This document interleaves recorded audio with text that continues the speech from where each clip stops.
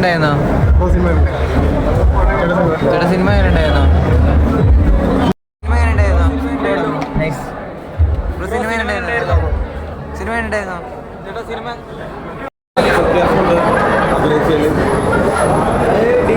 ഒരു പീരിയഡ് മൂവിയിലാണ് വീണ്ടും വന്നത്. അതും 60s ഒരു ഹീറോ എന്നുള്ളത്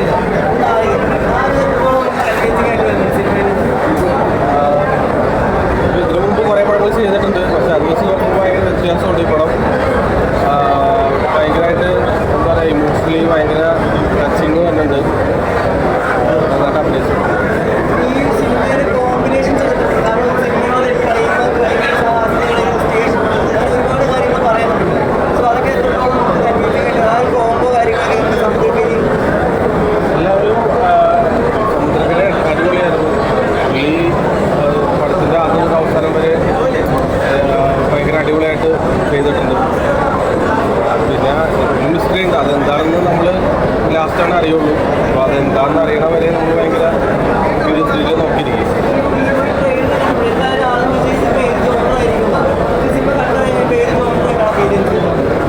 അതിപ്പോൾ പറയാൻ പറ്റുമെന്ന് എനിക്കറിയില്ല. എന്നാലൊരു പടത്തിലൊരു മിസ്റ്ററി ഉണ്ട്, അതെന്താണെന്ന് അറിയണം വരെ അതിലാണ് കഥ ഇരിക്കുന്നത്.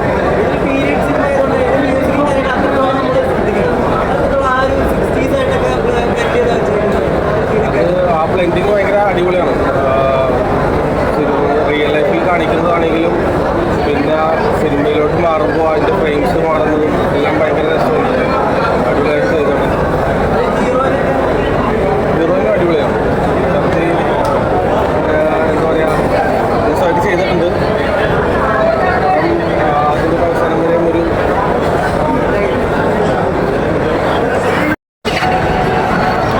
പടം എങ്ങനെ ഉണ്ടായിരുന്നോ? അടിപൊളി പടം. നല്ല എക്സ്പീരിയൻസ്, നല്ലോണം എക്സ്പീരിയൻസ് തിയേറ്ററിൽ നല്ലോണം ആസ്വദിച്ചത് കണ്ടാവും.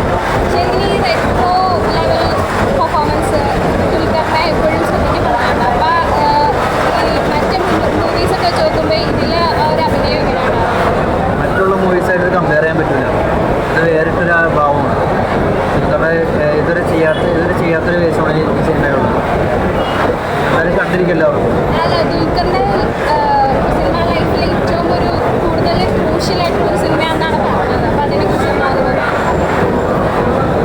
എന്താ പറയുള്ളത്,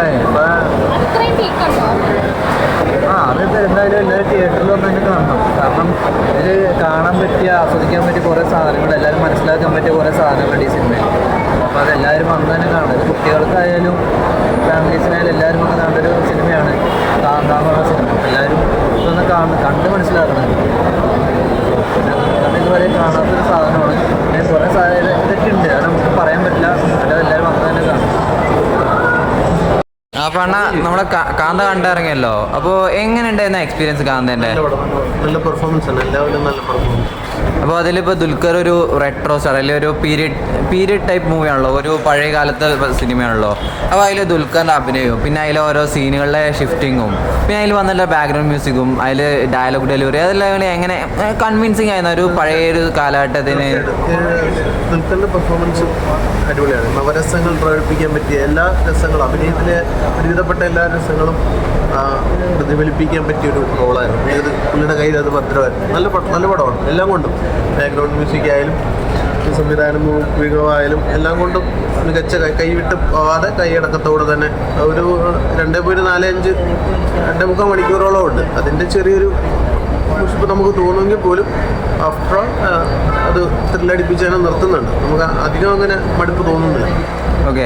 അപ്പോൾ അതിൽ നമ്മുടെ ഈ സിനിമേൻ്റെ ട്രെയിലറൊക്കെ ഇറങ്ങിയപ്പോൾ ഏത് ജോണറാണെന്ന് നമുക്ക് മനസ്സിലാക്കാൻ പറ്റിയിട്ടുണ്ടായിരുന്നില്ല. അപ്പോൾ നമ്മുടെ ഈ ഒരു സിനിമ കണ്ടിട്ട് ഏത് ജോണറായിട്ടാണ് ചേട്ടന് തോന്നിയത്? ഒരു സെക്കൻഡ് ഹാഫ് വരുമ്പോൾ ഒരു ത്രില്ലർ മൂവിയാണ്. സിനിമയ്ക്കുള്ളിലെ സിനിമയൊക്കെയാണ് പറയുന്നത്. ത്രില്ലർ മൂഡിൽ, സെക്കൻഡ് ഹാഫ് ത്രില്ലർ മൂഡിലേക്കാണ് പോകുന്നത്. ഓക്കെ. അതിൻ്റെ ഒരു ക്ലൈമാക്സ് നമ്മളൊന്ന് വിചാരിക്കുന്ന ഒരു രീതിയിലുള്ളൊരു ക്ലൈമാക്സ് അല്ലായിരുന്നു, ഒരു ട്വിസ്റ്റ് തന്നെയായിരുന്നു. അത് എങ്ങനെ തോന്നി? അതൊരു കൺവിൻസിങ് തോന്നി. എന്താ സംഭവിക്കുക എന്നുള്ളൊരു ക്യൂരിയസ്.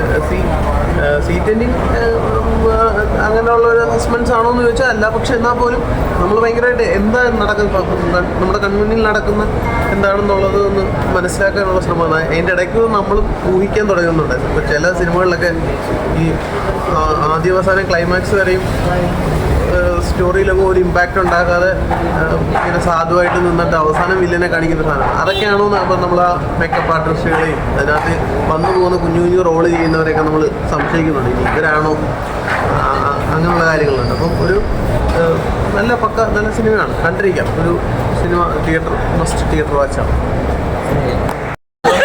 എന്താ പറയുക, നമ്മൾ ചില സിനിമകൾ കാണാൻ നമ്മൾ ആർട്ടിസ്റ്റിന് പേരിൽ നമ്മൾ പെർഫോമൻസ് കാണുന്നത് അല്ലെങ്കിൽ ടെക്നിക്കൽ ക്രൂവിൻ്റെ എങ്ങനെയാണെന്നുള്ള